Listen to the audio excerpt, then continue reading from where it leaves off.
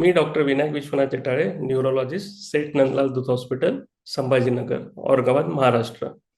आज आपण एक महत्त्वाच्या टॉपिक बद्दल जाणून घेऊया, म्हणजेच फीटचे फर्स्ट एड.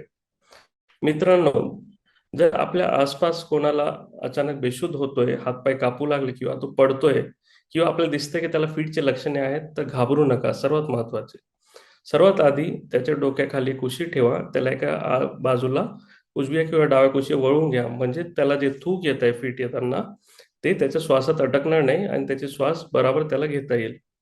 दुसरी महत्त्वाची गोष्ट, आपल्याला शिकवलं जाते की त्याला कांदा किंवा सॉक्सने वास द्यावा म्हणजे त्याचे फीट थांबेल, तर ही चुकीची पद्धत आहे. हातपायचं कापणं, धरून ठेवणं हे पण गरजेचं नाही.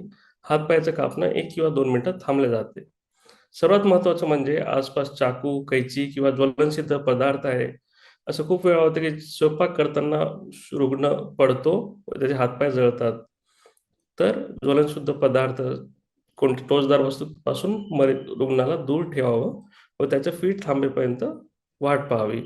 2 ते 5 मिनिटात फीट नाही थांबले तर महत्त्वाचं आहे की आपण त्याला जवळच्या दवाखान्यात लवकर घेऊन जावं, जेणेकरून त्याला असं इंजेक्शन देता येईल ज्याने फीट थांबेल. ठीक आहे. धन्यवाद. आता आपण याच गोष्टी एका 3D व्हिडिओद्वारे जाणून घेऊया. धन्यवाद. एपिलेप्सी हा एक न्यूरोलॉजिकल विकार आहे ज्यामध्ये वारंवार फिट्स येतात. कोणाला तरी फिट्स येताना पाहणे धक्कादायक असू शकते, पण योग्य पावले समजून घेणे त्यांच्या सुरक्षिततेसाठी महत्त्वाचे ठरते. या व्हिडिओद्वारे तुम्ही परिस्थिती व्यवस्थित हाताळण्याच्या योग्य पद्धती शिकाल. मिरगीचा झटका ही एक अशी समस्या आहे ज्यामध्ये रुग्णाला अचानक आणि वारंवार अनियंत्रित फिट्सचे झटके येतात. हा त्रास मेंदूतील विद्युत अवरोधामुळे होतो. तुमचं प्राथमिक उद्दिष्ट म्हणजे त्या व्यक्तीला इजा होण्यापासून वाचवणे. जर ती व्यक्ती उभी किंवा बसलेली असेल तर तिला हळुवारपणे जमिनीवर पडून राहण्यास मदत करा. फिट्स आलेले असताना त्या व्यक्तीला कोणत्याही कठोर किंवा धारदार वस्तूंपासून दूर ठेवा, जेणेकरून तिला इजा होणार नाही. जमिनीवर पहुडल्यानंतर जमिनीवर आदरू नये म्हणून त्यांच्या डोक्याखाली उशी किंवा दुमडलेला जॅकेट यांसारखी मऊ आणि सपाट वस्तू ठेवा. फिट्स थांबत नसल्यास शक्य असल्यास त्या व्यक्तीला कुशीकडे वळवा. यामुळे त्यांची श्वसन नलिका मोकळी राहते आणि लाळ किंवा उलटी सहज बाहेर पडते.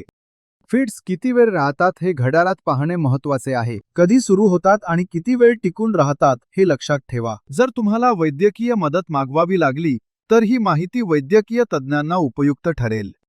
फिट्स दरम्यान काही गंभीर गोष्टी तुम्ही अजिबात करू नयेत. त्या व्यक्तीच्या तोंडात काहीही घालू नका. जुने गैरसमज काढून टाका.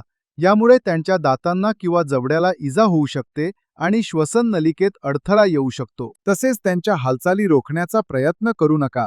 फिट्स नैसर्गिकरित्या होऊ द्या, पण त्यांना धोकादायक वस्तूंपासून दूर ठेवा.